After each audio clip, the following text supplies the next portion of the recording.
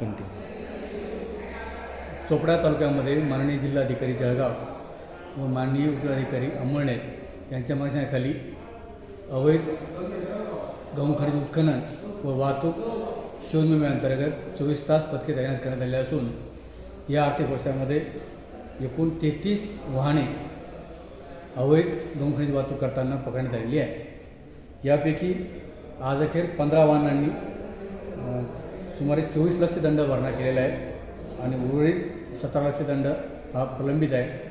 या वाहनांना आपण नोटीस दिली असून त्यांनी दंड न भरणा केल्यास त्या वाहनाचा लिलाव करणे किंवा मालमत्तेवर बोजा चढविणे आणि ती बोजा चढवलेली मालमत्ता विक्री करणे हे पर्याय आमच्याकडे खुले आहे.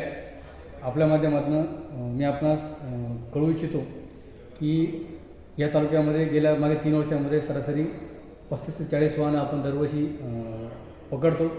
त्यांच्यावर दंडने कारवाई करतो. अगदी त्याचे मालक चालक मजूर यांच्यावर प्रतिबंधक कारवाई ज्याला आपण चॅप्टर केस म्हणतो ते देखील आम्ही करतो आहोत. त्यामुळे जनतेने देखील ज्यांना जी काही गहू खनिज आवश्यकता असेल त्याप्रमाणे त्यांनी जे काही पुरवठाधारक आहे रीतसर जे लिलावधारक आहे यांच्याकडूनच त्या गहू खनिजाची खरेदी करावी. ज्या पद्धतीने आपण सिमेंट किंवा स्टील आपण खरेदी करतो त्याच पद्धतीनं ज्या ठिकाणी रेतीचा लिलाव झाला आहे अशा ठिकाणी रेती आणि ज्या ठिकाणी जिल्हा गहू खनिज आराखड्यामध्ये समाविष्ट गट आहे अशा गटांच्या मालकांच्याकडनं जी मुरुम किंवा दगड याची त्यांना रीतसर परवानगी घेतलेली आहे अशा मालकांकडनं आपण जे काही आवश्यक गहू खनिज आहे ती त्यांना रीतसर खरेदी करावी.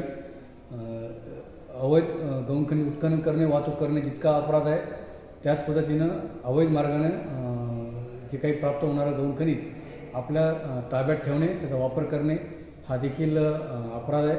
त्याच्यामुळे त्याच्यावरती देखील गहू खनिज अधिनियम आणि महाराष्ट्र जमीन मसुदा कायद्यानंतर कारवाई होऊ शकते.